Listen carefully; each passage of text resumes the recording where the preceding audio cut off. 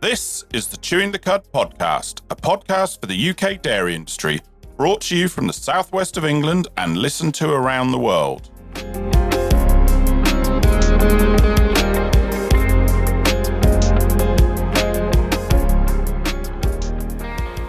Hello and welcome to Chewing the Cud podcast. My name's Andrew Jones and with me today is Sarah Bolt. How are you doing, Sarah? I'm really good, thank you, Andrew. How are you doing today? I've got to be honest with you, I am feeling shattered. Why? Oh, I've been at the Gillingham Shaftesbury show the last couple of days, so I've had a stand there. And for people that aren't used to or on the other side, you don't realise it. And I'm not complaining, don't get me wrong. And you know this, Sarah, that it's really hard work being on a stand, isn't it? Being there and just looking and talking to people. And you think, oh, well, you don't do a lot. Because my other half was telling me how many steps she did taking the kids around and stuff, which is probably 3 times what I did today. But I suppose it's mentally shattered rather than physically shattered. Yeah, it's standing up all day as well, generally, and just it's just different work to sort of our normal everyday, and therefore it makes it quite hard work, I guess. Yeah, good couple of days. Just glad it wasn't the 32 degrees it was when we set up on Tuesday afternoon. So yeah. And then the other thing about shows, I mean, I've shared this with Sarah already, admittedly, but I was at Honiton show last week and someone had asked me to help on a stand because someone else couldn't make it. Yeah, and they said, bring your banner, put it up, that's fine. Otherwise, probably the person wouldn't have known who I was. And anyway, I'm just talking to the other person on the stand, and this guy approached me, wouldn't know from Adam, still have no idea who he is, but I'd like to give him a shout out. And he walks up, he's got a child in a pushchair, another little one walking beside him, and he just walks up to me, he just goes, just like to say, love the podcast, listen to everyone, they're fantastic, love what you do, keep what you're doing. And I was completely taken aback, going, thank you, I guess that's what we do it for. And I'm like, would you like a drink or something? Trying to hope to get him and find out who he was at least, so I can give him a proper shout out. He goes, no, must keep moving, kids will get agitated, and off he goes. And that was it. So I have no idea who this guy is, and I'd just like to shout out and say thank you very much, because you absolutely made my day.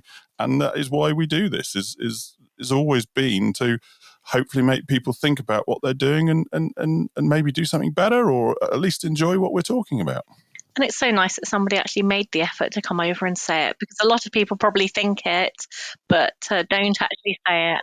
And actually saying it, just as you say, it makes your day, doesn't it? It does. And all right, all we see is the numbers, and they are, always, they're increasing and getting better and better, and which is fantastic. So it means more people are listening.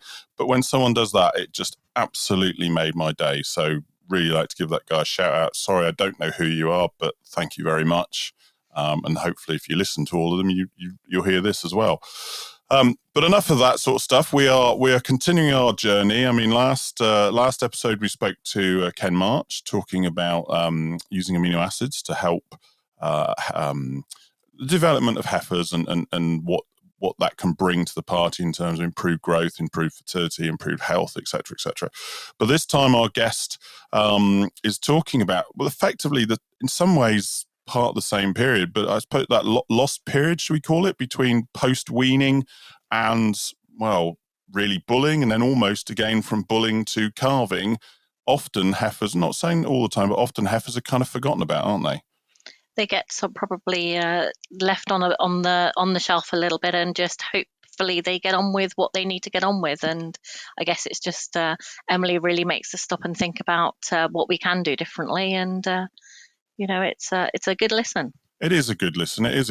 So hopefully you enjoyed today's episode. So let's go here and talk about post-weaning management and maybe what we can do to improve what we're doing.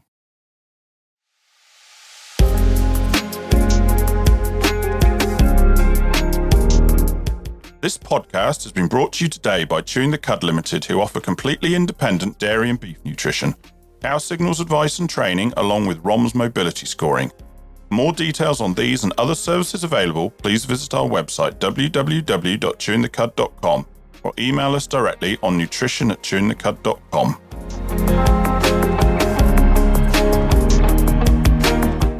Chewing the Cud Limited now offers first aid training from a registered first aid at work trainer and experienced minor injuries practitioner. For more details, please visit our website www.chewingthecud.com or email us directly on training@chewingthecud.com.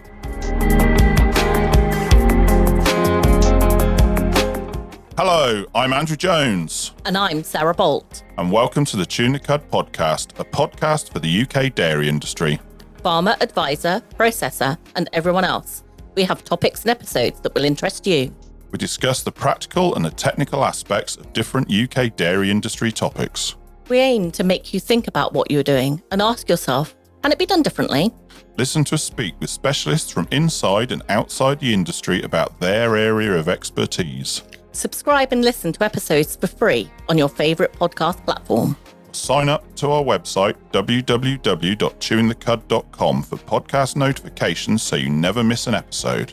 And links to our socials, including Instagram, Chewing the Cud Podcast. All one word, and remember, no G. Or email us direct on podcast@chewingthecud.com. If you like what we do, please share and leave us a review to show your support. And that's it. Enjoy today's episode.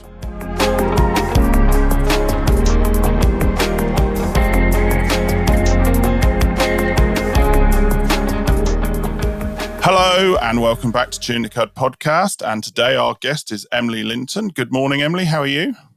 Good morning. Very excited to be here. Thank you. So, Emily, we're going to talk about post-weaning heifer development and growth and then movement into the main herd. But before we do that, just tell us a little bit about yourself and how you got to be where you are today. So I'm a vet, a farm animal vet. I graduated from Bristol University many years ago. I've always worked down in the southwest, in Devon and Cornwall. 3 years ago, I took a role with the Food Farming and Countryside Commission, and I've been working with them. But this was alongside clinical vet work, so I was doing the two roles alongside each other. And so I was doing that until very recently, working on, farming transition and policy in that sort of area. I'm now back vetting 4 days a week, working on general clinical farm animal work, as well as pursuing my passions in young stock and sustainability. As I say, and obviously today, I mean, this has been in the pipeline for a little while, but just recently you've actually had an article published on this very subject, haven't you? Is it Weaning and Beyond, using data to engage farmers in post-weaning heifer management, published in, is it Livestock Magazine, May, June 2025? Yeah, that's right. Yeah, so it's a peer-reviewed paper published in UK Livestock. Yeah, UK Vet Livestock. No, congratulations on having it published. But it's interesting to read because, it's ultimately what we were going to talk about today anyway, but just seeing it, some of the stuff you've got in there is absolutely fantastic. So, yes, all the effort is put into that, or should be put into that weaning, because that's where, or pre-weaning, I should say, from birth, because that's when you get your best food conversion, when you'll get your best growth, when you're setting the whole lactation up moving forward, or the animal up, I should say, moving forward. But what's made you have these concerns to then obviously lead on to this paper and then on to be here today with the podcast? Yeah, absolutely. So I think, we're getting much more proactive as vets now at engaging in monitoring young stock health pre-weaning.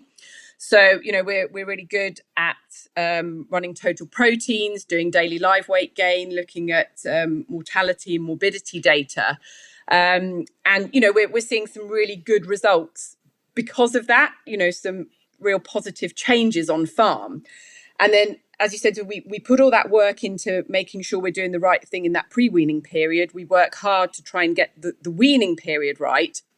And then it's almost like these animals get a little bit forgotten post-weaning. And so I was finding, the next time I was being presented with these animals was when they were, when I was seeing them for PD. Yep. Now, if these animals were sort of 14, 15 months old and in calf, absolutely fine, nothing to worry about. But of course, that wasn't always the case. Invariably, I was seeing animals that were older than that were PD negative. And of course, once you've got to that stage, you're never going to hit your target age of first calving of 23, 24 months. It's too late. So there was sort of this gap between weaning and PDing that sort of they seem to get a little bit lost into the ether. And of course, they're larger animals. They're a bit more difficult to handle. Some people send them to off ground. So, there was all these sort of complicating factors coming in as well. And it sort of just made me think, I think we need to look at this area in a little bit more detail and also try and use the data we have available to see how heifers are performing within herds. Are they reaching the targets they should? What are the targets they should be reaching? And if they're not, what can we go back and do about it? It's really interesting, isn't it, Emily, that we have this, the metrics that we look at are all in that sort of weaning or pre-weaning to weaning period, and then we, as you say, we suddenly forget them until we suddenly go age at first calving KPI. So we've got all those months in between that we're not actually even thinking of a KPI that we even want to know whether we're actually doing what we want to be doing or reaching the targets we want to be reaching. Yeah, absolutely. And so that was sort of the catalyst for this work, the sort of the report that this paper talks about, and everything that's within it. I'd say it's not just though from the vet's point of view as well. I mean, from my point as nutritionist, let's say you're an autumn calving herd, you might get them a post-weaning diet, but then they go out for the summer. You don't see them again till they're coming in the autumn. We want a pre-bulling ration to get them ready to bull and be served. And as you say, you might not see them for 6 months or whatever it is in between. And as you say, they sort of get a bit lost, don't they? Often because they're usually on further ground away or wherever it happens to be. Rented ground a couple of miles down the road. They're not so easy to go and see from your own point of view. No, and I mean, I've been presented with heifers before that, these animals have just brought them in from grazing. Can we synchronise them to get them in calf because they're the right age? And I've looked at them thinking, they're not your best looking heifers. And then I start scanning them and, we've got ovaries that aren't doing anything. And I'm saying, I'm not going to waste your money on synchronizing these animals. You need to feed them a bit more and, and get them cycling. And then, as you said, we're then losing time. Yeah. If you say from that point of view, you want them in the herd or you want feeding them probably like a month before you even start doing anything like that to get them back cycling to get the rising energy plane to get them moving again. Yeah. And I think it's not just that, it's sort of taking those steps, back further as well. We know that the greatest feed conversion efficiency is in that pre-weaning period. Yep.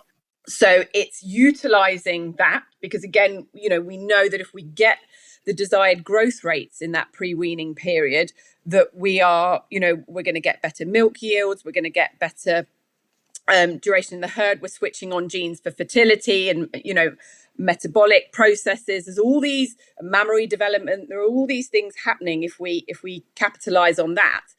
And then it's still thinking about that post-weaning.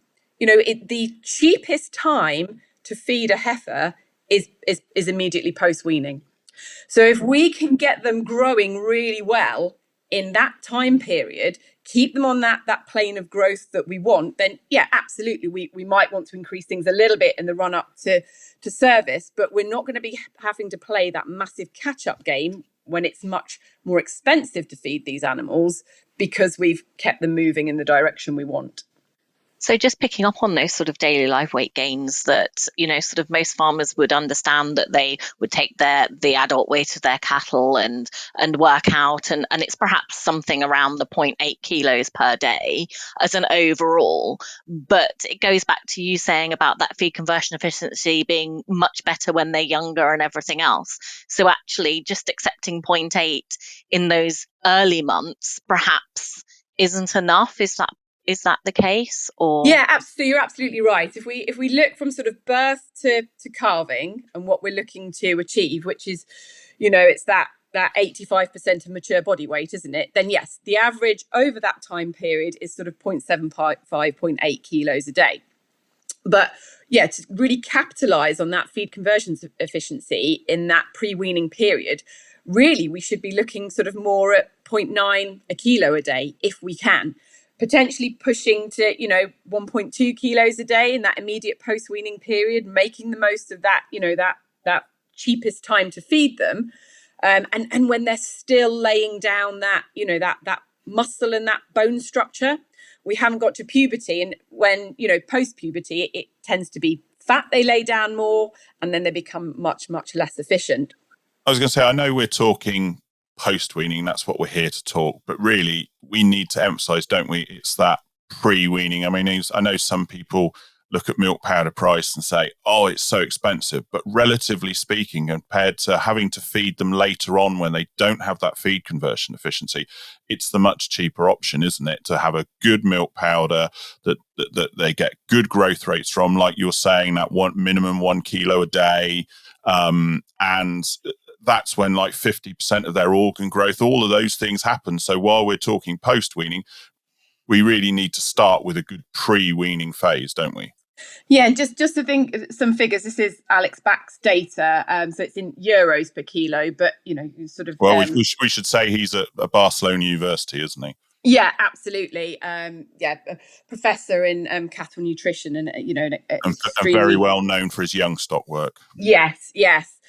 So he did some work that showed that the cost of gain in that pre-weaning period was €1.54 per kilo. In that immediate post-weaning period, it goes down to €0.76 per kilo. So, that's about half.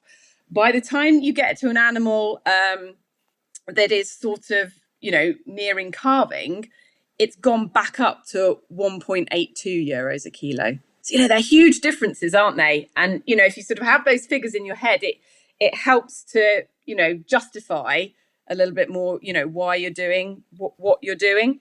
If we're talking costs for a minute, you remember that the cost of rearing a heifer ranges from about £3,000 down to £1,000, with the average being about 1,800. So, and every day past that 24 months calving target that we're aiming for, I think it's about £2.87 a day that you're adding. And they've shown that if you're not calving heifers down till about 30 months, you're adding 25% onto your costs. These are big numbers. And if you've got older heifers, you need to carry more on farm because it's taking them longer to calve in. So you're going to need, the costs are increased because you need more labour, more feed, more infrastructure. Or potentially, you're going to start overstocking, and then you get more disease coming in. So we've got costs associated there. So people think, oh, it's going to cost me more to feed these animals to get them to calve down at the right time. But that is massively outdone by all these other costs if we delay the age at first calving, don't get them growing as we should, and leave it too late for them to calve down. Definitely. And I'm going to throw my specialist one in there as well, and sort of carbon footprints of that older heifer. You beat me to it there, Sarah, because it's just what I was going to say was, if I know some people are probably fed up of hearing it, but if you're looking at your carbon footprint, depends who your milk buyer is. But I mean, wearing my cow signals hat, if you can get that age of first calving down from 2.5 to 2, you've got a 30% reduction in methane, because you're just not having to keep those animals around as long, and they're costing you all the time, money, environmentally, however you want to look at it, they're costing you sitting there being unproductive. I think the other thing to remember around that as well, which all links in with, production costs and carbon footprinting and efficiency on farm, is that these animals that calve later, so, if we take 30 months, because that's the sort of the research that's been done, heifers calving beyond that time are 5 times more likely to be culled within 50 days of calving. That's massitive. That's a huge figure, isn't it? Yeah, they haven't even reached their break-even point. So the break-even point is sort of widely agreed to be about halfway through the second lactation. So it's at that point that your heifer has repaid her rearing costs and starts making you money. So these heifers that you're losing in your first lactation never, essentially, they're costing you money. They never get to the point where they not only don't break even, but they don't make you any money either.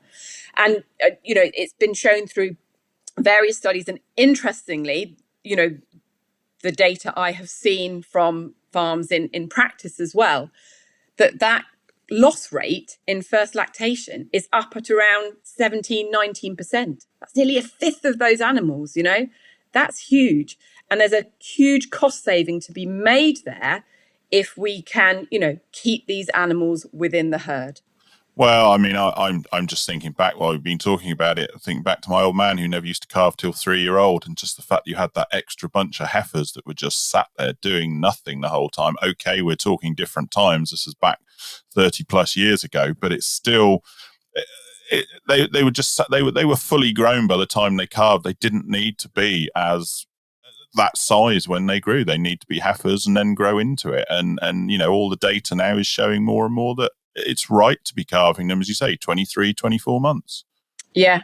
So, I mean, we've said it's costing us financially. We've said we're costing us environmentally, which obviously then potentially has an impact on our milk price, because obviously some milk buyers are doing that now. So if we go back to, we'll assume we've had a good weaning period, we've had a good pre-weaning, we've had a good weaning period. What would you recommend as some strategies going forward to ensure that those animals are monitored correctly all the way through until the point of calving? Yeah, absolutely. So I think, we can look at a few areas, can't we? We've touched a little bit on the nutrition already. We need to make sure that we're feeding these animals properly. So we're actually quite bad at overfeeding our heifers protein. And again, coming back to that environmental piece, if we're overfeeding protein, that then gets excreted as urinary nitrogen, which contributes to the ammonia and nitrous oxide emissions. And we know how potent nitrous oxide is. So there's an environmental cost, but also if we're paying for this protein that's going in one end and just going out the other end, it's a complete and, the flip side of that is, as well as they're using energy to expel that, so you're not using your energy to grow as efficiently as you could if you got your proteins right. And you're right, once they go out to grass, often in the spring, when you have a proper spring, you've got high protein in the grass. You don't need those proteins in any supplementary feed.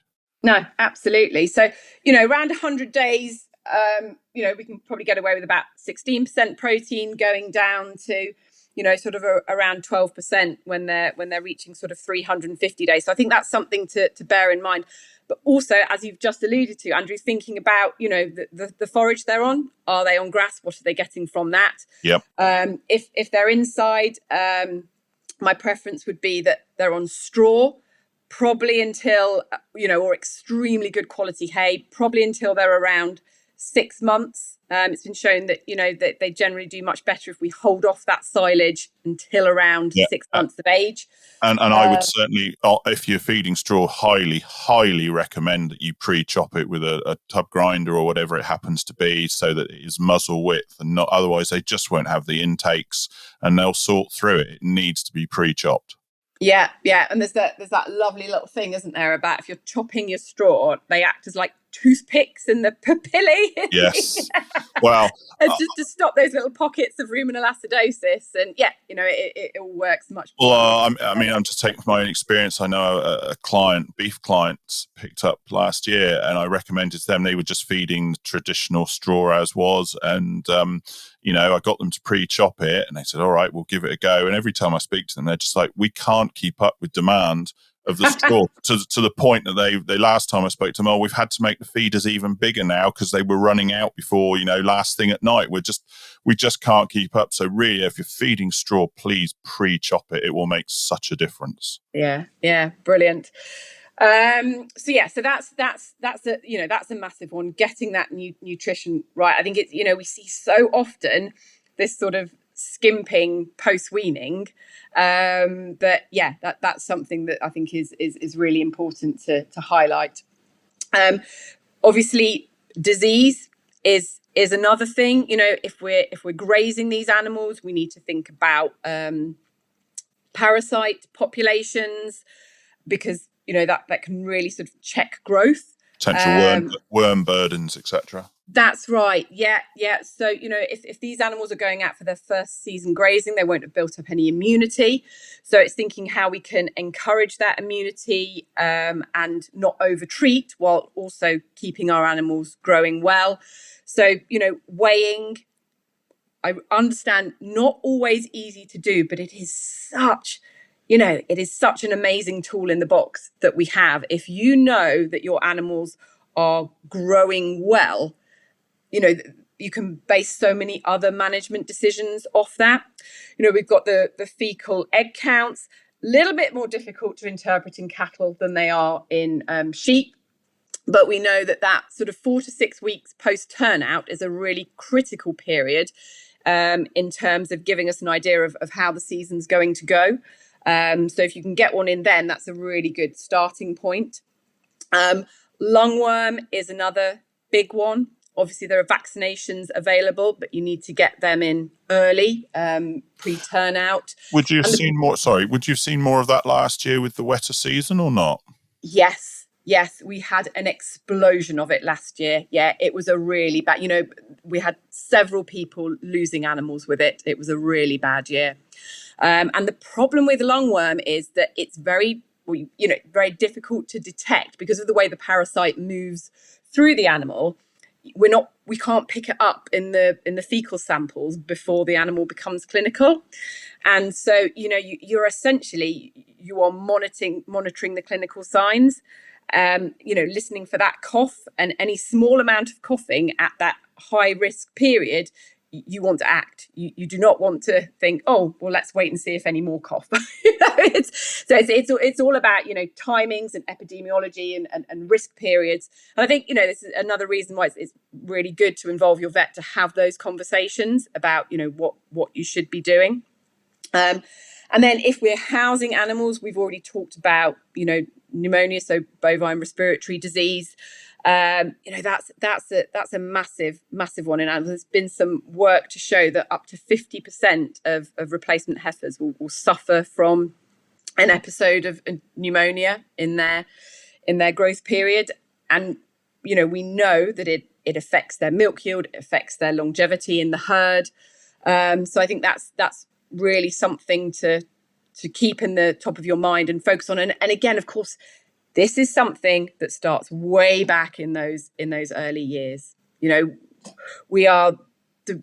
lung scanning is becoming a more prevalent tool that's used in our young stock rearing monitoring to assess lung damage within cattle. So cows are generally designed really badly when it comes to their lung capacity. They have really small lung capacity for the size of the animal.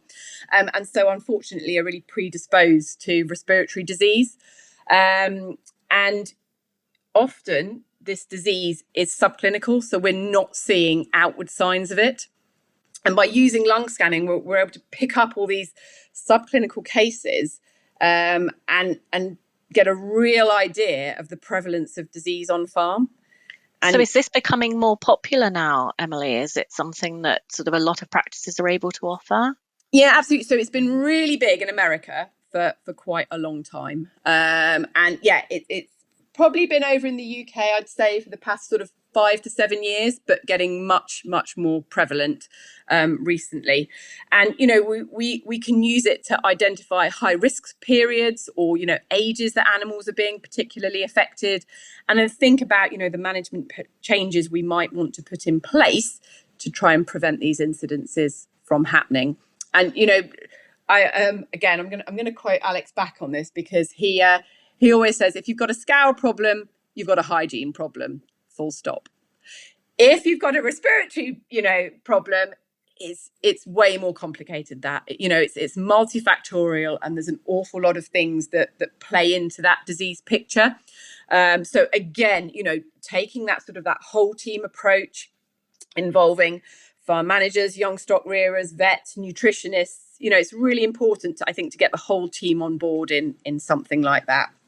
So yeah, that's another big one that we know has a huge impact on how well these animals do. Well, just from my own personal experience, I know you had that animal that had a bad case of pneumonia. They never grew the same way. They always struggled once they calved. They just didn't last, did they? And obviously the numbers are backing it up. And I'm just thinking about anecdotal experience of that bad case of pneumonia. That the animal just didn't grow and always struggled. Then once she calved to get going, basically.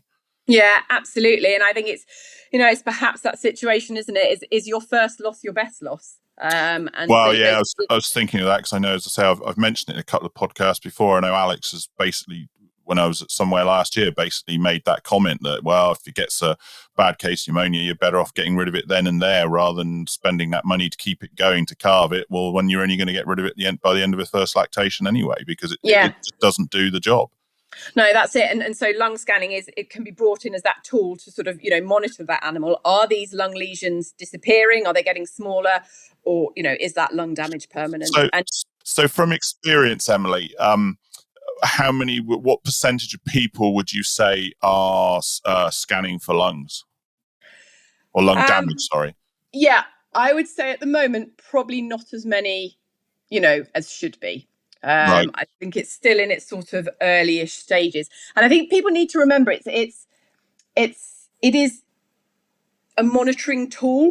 So it's not something that necessarily needs to be, once you've started doing it, that's it, you're doing it forevermore. Like I said, it's there to identify high risk periods, high risk age, times. So what do you do? Just choose a batch and just go scan them basically and see where you are to give yourself a reference point. Yeah. So what people, or what you can do is take various different approaches. So you can scan a group of calves every 7 days.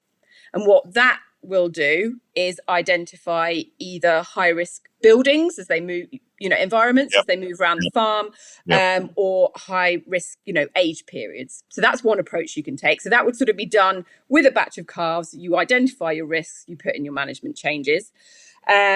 People will sometimes scan at weaning. How well is your weaning, process? Or sorry, how well is your rearing process gone to get them to this stage? Have we got an issue that we need to go back and look at, tally that in with the number of animals that were treated? Are we picking it up? People are also using it at calf rearers. So if you can scan calves off the lorry, and those that have lesions can be put in a separate group to be treated. That can be a really useful way of using it. And I'm not sure it's being used so much for this purpose over here yet, but again, in America, using it pre-service. So, is it worth putting semen in this heifer? So again, monitoring, that's one of the pre-bulling checks then, right, she's got significant lung damage or whatever the lesions are, percentage you're looking at, and just go, right, that's it, she's better off just being fattened and gone now rather than taking her through otherwise. Yeah, absolutely. So, like I said, it's a monitoring tool in the box. It's something that's there to be used to give us more information about how well we're doing in our rearing process. And then I think another couple of areas to touch on are obviously management. So stress reduction. Where and how are we housing or grazing these animals? How many group changes are there? What age range have we got in a group? Is there any bullying? Have we got dead ends in our housing where heifers can be bullied? Have we got enough feed space? All these things. What's the underfloor? What are the underfloor conditions like? Are we going to see these animals bullying, or is it too slippy? Are they not going to want to mount each other? And again, it goes back to the fact that often we put those sort of we put that young stock group into sort of the poorer housing and that side of things. And actually you're saying that perhaps we shouldn't be doing that they're equally as important, and we need to be thinking about all of those things that we think about for our cattle as well, isn't it? Yeah, they're our future. We should be trying to maximize their potential. Yeah, absolutely. And I think the other thing is identification. Oh, there was a heifer bullying in there. Which one was it? Well, it's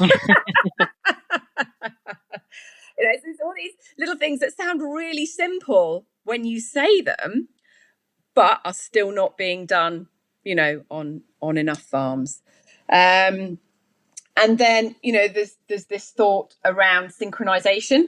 Should we be synchronizing? Is it a useful tool in the box? Can it help? And I think, again, it's a useful tool in the box for perhaps heifers, that are maybe out grazing or are on an off farm, where people know they're not watching them, perhaps, as much as they should. Or if we want to sort of, get them calving down at a certain time, maybe just before the main block of cows, it can be used in various ways. But I think it is a good tool in the box. And then obviously there's genetic selection. if people are genomic testing their heifers, to think about which ones we might want to breed replacements from. And I think AHDB have done some work showing how that has improved the PLI indexes on some farms when they've started to look in more detail at the genomics of the heifers they've got on their farms. Well, and obviously we discussed that recently with Helen and Stuart and seen the results that they've had, and using genomics has made a huge. I mean, they were a great herd of cows anyway, don't get me wrong, but has made huge steps forward for them in terms of health and just the benefits they've seen. Yeah, absolutely. Should we sort of start thinking about all of those sort of KPIs then that perhaps we've been missing from the age and weight at weaning through to that age at first calving, or when we're bulling them? What can and what should we be sort of setting as our KPIs and our targets, and therefore using to monitor as we go through? Yeah, absolutely. So I think daily live weight gain is a big one. Like I said, I know it's not always the easiest to do, but if you've got the ability to weigh, use it. If not, there are still simple techniques you can use, sort of like a marker on your handling facilities to show where you'd like your animals to be reaching at certain stages. And, leaving it till first service to make sure your animals have grown well enough is almost a little bit too late, because we know we want to be serving them sort of from about 13 months. So, perhaps sort of a round puberty check. Are we growing these animals as well as we should? If not, we've still got a little bit of time to correct that before we want to serve them. Well, in terms of, you say simple things like that, you've also got the belly band, but if we're talking percentages, if we're saying they want to be 85% mature weight at calving, what sort of weight are we talking about as a percentage for bulling? So obviously, different people, different cows, we're talking a percentage rather than a weight. Yeah, absolutely. So you're looking at about sort of 55-60% for that bulling weight. And yet, as Sarah mentioned earlier, a lot of the data we have that's sort of in general consumption is Holstein data. So if you're a Holstein herd, that's great. It's all there for you. But if you're crossbreds, different breeds, then the easiest way to sort of find out what you should be doing on your farm is to weigh a few third lactation animals and get an average for them. That will give you an idea of what your adult weight is, and then you can work back from that. Yeah, so you're saying sort of about 55-60% for your bulling weight, to then be calving around 80-85%. This is mature weights now at calving. That's right. Yeah, absolutely. And then I think we should probably be looking at age at first service. What age are we actually getting semen into these heifers? Because if we're not even getting it in until they're sort of 16, 17 months old, we're never going to hit that age at first calving target. So that's another area to look at. And then obviously there's age at first calving as well. Now the national data shows that at the moment that's running at about sort of 27, 28 months, which is significantly higher than, the target of that sort of 23, 24 months. And as we, discussed earlier, there is a significant cost implication with that. But something we've done beyond just looking at age at first calving is looking at that spread of age at first calving, which can actually give you quite a bit more information about what's going on a farm, because I'd almost be less worried about a farm with an average age at first calving of 25 months where 90% of those heifers calve at around 25 months than I would about a herd whose average age at first calving is 24 months, but they range all the way from 20 months up to 35 months. The danger of averages, isn't it? Absolutely. And, again, we've already said about the risk of these animals that calve that much older, giving you all these problems, costing more, and not lasting in the herd as long. So, that data can be a little bit more difficult to pick out, but I think it's really well worthwhile looking at, because, it gives you much more information about how those animals are being managed. And when, often I talk to my clients when we're talking about daily live weight gain, it's the same with that. Yes, we've got targets to hit there, but almost what is just as important as hitting these targets is the consistency that you're getting with your management practices. So yeah, again, an average daily live weight gain of 0.9 is great, but if some of your calves are only growing at 0.5 and you've got others way above that, then I think that there's still some work to be done. So it's really looking at that data in much greater depth than just averages, and actually, as you say, looking at those ranges for each of those groups of livestock. Yeah, absolutely. So I guess, sort of thinking of farmers perhaps listening to this that know that they're reaching their average age of first calving or even their average daily live weight gains, but their spread is wider than perhaps they'd like. How would you suggest they go about perhaps trying to reduce that spread and really look into what might be those issues? So, obviously, talk to your vet, talk to your advisors. It can be a really useful exercise to dig down into that data. Those animals that aren't growing as well or aren't getting to that target percentage for service, why is that? What are the problems that we're going on? Is it consistency in our management? Have we had lots of staff changes? Have we been changing products, milk powder, starter? Have we changed our forage? Are we looking at disease on farm? Are we having issues with pneumonia? And it's those animals with pneumonia that aren't growing as well and aren't hitting our targets. Have we had a scour outbreak? Is it those animals that struggled? When you start looking at data, what it doesn't do is give you all the answers. But what it does do is open up a lot more questions for you to ask to really dig down into the root cause of what's going on. And that is essentially what we are trying to get to. We want to prevent and manage proactively, rather than chasing our tail because we're not where we want to be. Certainly. I think it's giving yourself the license to put your toddler hat on and ask why as many times. Absolutely. Yeah. And not stop until you. In theory, they say you should ask it 5 times and you should get to your root cause, but I'm not always sure that 5's enough. And so another area we can look at. So we've talked about daily live weight gains. We've talked about lung scanning. We've talked about age at first calving, age at first service. We've talked about survivability, making sure these animals give us that economic payback. Another area we can look at is first lactation production. So these animals, the target is to calve them in at about 85% of their adult weight, and we're looking for them to produce about 80% of the yield of the mature cows within our herd. So, again, another really important KPI that we can use our data to assess, to monitor how well are we rearing our heifers? Are they doing what we're expecting of them, what we're wanting of them? And, again, if they're not, it's asking why. Is the problem in the pre-weaning period? Is the problem in that post-weaning period? Is the problem, in fact, in that animal transitioning into the herd? So we've done a brilliant job. We've got them all, calving down 23, 24 months, but then we mess it all up when we introduce them to the rest of the herd. Because it's a lot of changes at one time, isn't it? They've just calved. They don't even, they've gone through calving for the first time.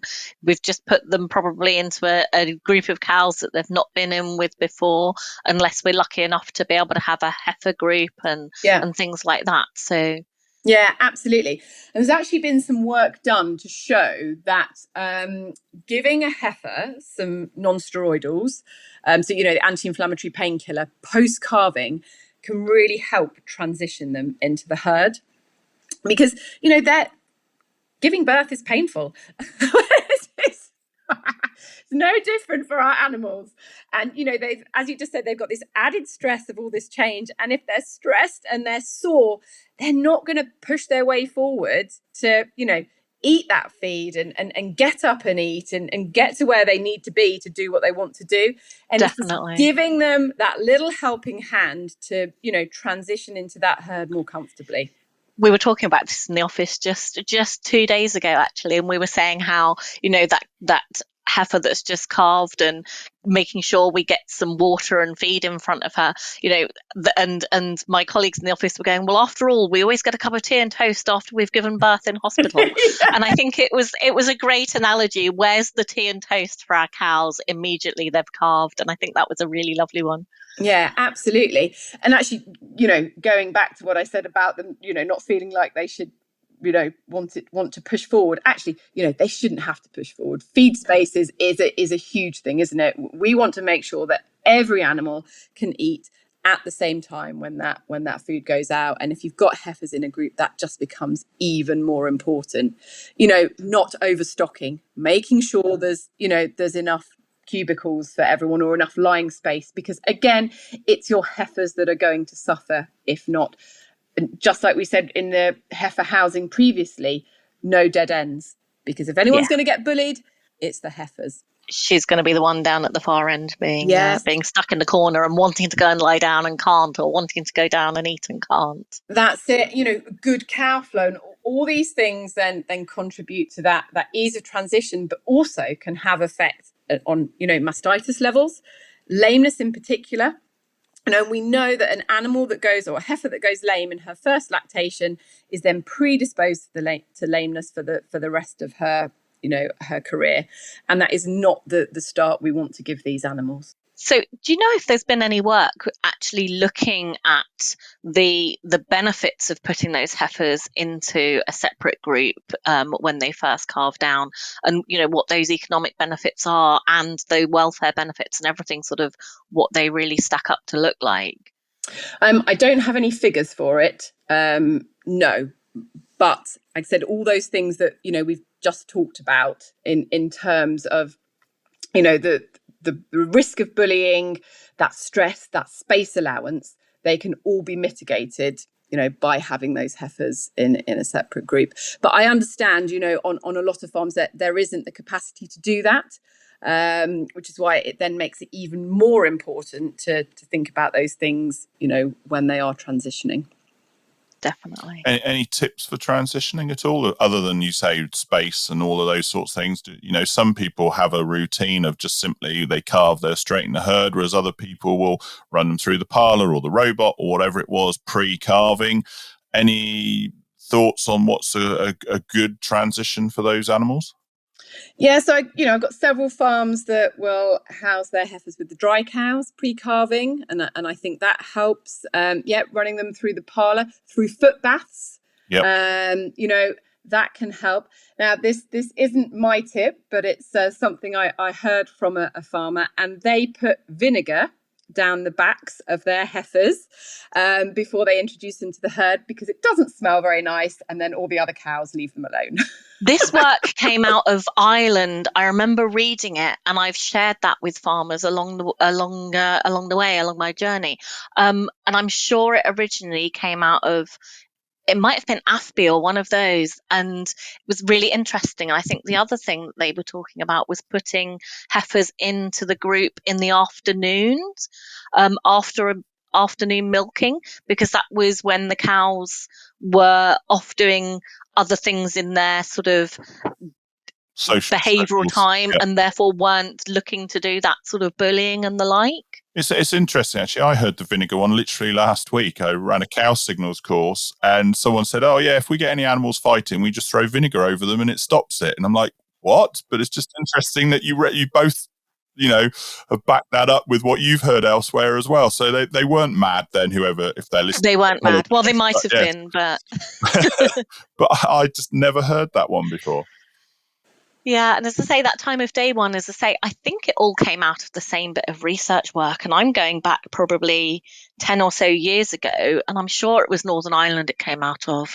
It'd be interesting for me to look that up, actually. so I'm looking at the time, and like usual, we're obviously having a great conversation here. But is there any other last sort of words of wisdom you want to bring to this, Emily, before we wrap this up for the day?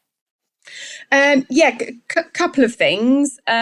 Firstly is around total protein. So this is looking at measuring how well your colostrum, how well you're doing your colostrum management. So the passive transfer of antibodies. Historically, when we've, so we take bloods from calves in that first week of life. So it's from day 1 to day 7. And we spin the blood down, we put the serum in a refractometer, and we read the level off. And historically, we've sort of had this cutoff point of good or bad. And it's been sort of either, around 5.5, you want sort of 90% of your animals above that. Or if you're looking at the 5.8 cutoff, you want 80% of your animals above that. And that's always been linked with the risk of mortality. So, the more animals you have above those cutoff points, the less likely that you are to have calf deaths. But there's been some more recent research that has come out and suggested that actually we should be looking at total protein levels above that. So sort of 6+ grams per deciliter.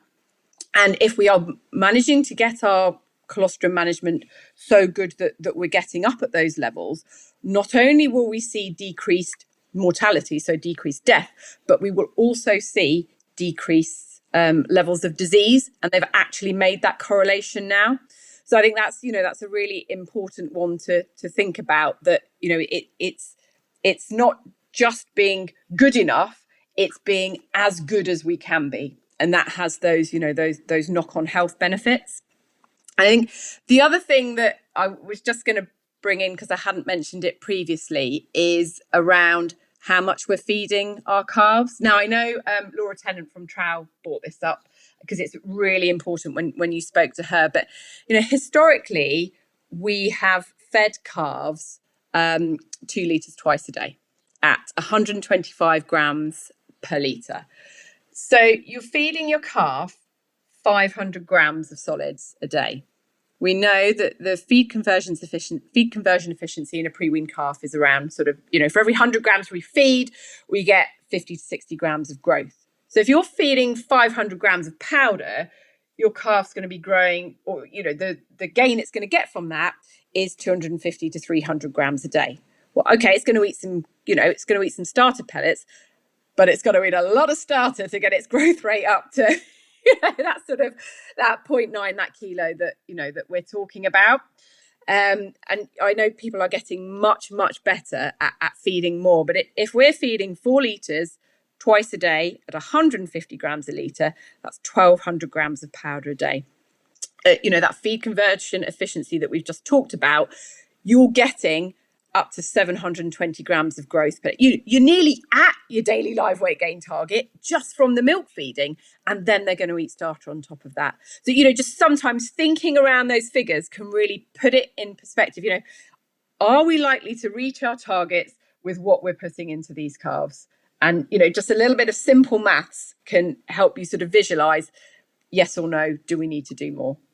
It's a certainly something after my own heart. I think you and I totally agree on that we could be feeding so much more to our calves than we are, and it's really important to get that into them. Definitely, as you say, I know we'd say today's been more talking about the post-weaning, but it's getting that pre-weaning phase right, which just sets them up for everything else. But as you've highlighted, Emily, it's about not just forgetting about them almost until it's time to bull them or time to calve them. It's about making sure they are continuously monitored through their early lives to ensure that they achieve the targets we want them to achieve when we want to achieve them. Yeah, absolutely. No, so on that, I think I think that's it for today. But Sarah, any more thoughts from yourself? I think it's just echoing what you've just said, that we hear so much from the industry about the pre-weaning management of our heifers. And then it's, as you say, we almost forget about them unless we want to breed from them. And so it's been really good to sort of have a nice sort of dive in to remind ourselves that the whole rearing period is really important, and to actually hear about what we can be doing and what we can be measuring. And as I say, just to remind ourselves that we can't forget about them, because actually by the time we want to be bulling them, it's too late to make those changes. So I think it's been a really, really exciting conversation to just remember that we shouldn't forget. I think it's perhaps a little bit about shifting that mindset, isn't it? When we talk about young stock, dairy young stock, often the picture we have in our head is of those animals up to weaning. And I guess what I'm trying to say, what we're all trying to say, is actually it doesn't end there. We need to think of our dairy young stock. I mean, arguably up until that halfway through the second lactation, when they've actually done their job of paying us back, but certainly well beyond that weaning period. Definitely.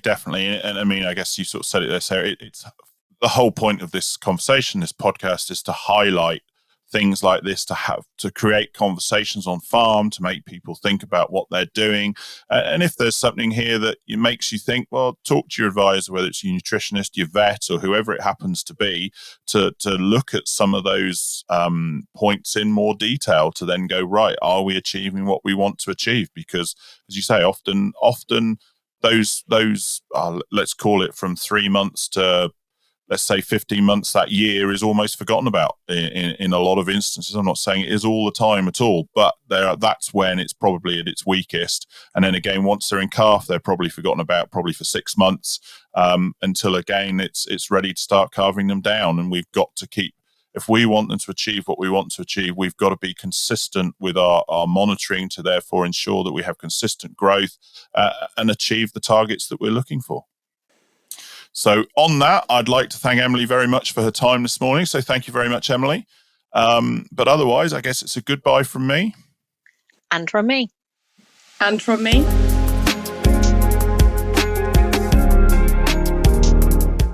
Thank you for listening to the Chewing the Cud podcast, a podcast for the UK dairy industry, brought to you from the southwest of England and listened to around the world. Now for the really boring bit, I'm afraid, the legal disclaimer. The information provided during this podcast has been prepared for general information purposes only and does not constitute advice. The information must not be relied upon for any purpose, and no representation or warranty is given to its accuracy, completeness, or otherwise. Any reference to other organisations, businesses, or products during this podcast are not endorsements or recommendations of Chewing the Cud Limited. The views of Andrew Jones are personal and may not be the views of Chewing the Cud Limited, and the views of Sarah Bolt are personal and may not be the views of Kingshay Farming and Conservation Limited and any affiliated companies. For more information on the podcast and details of services offered by Chewing the Cud Limited, visit www.chewingthecud.com. Thank you and goodbye.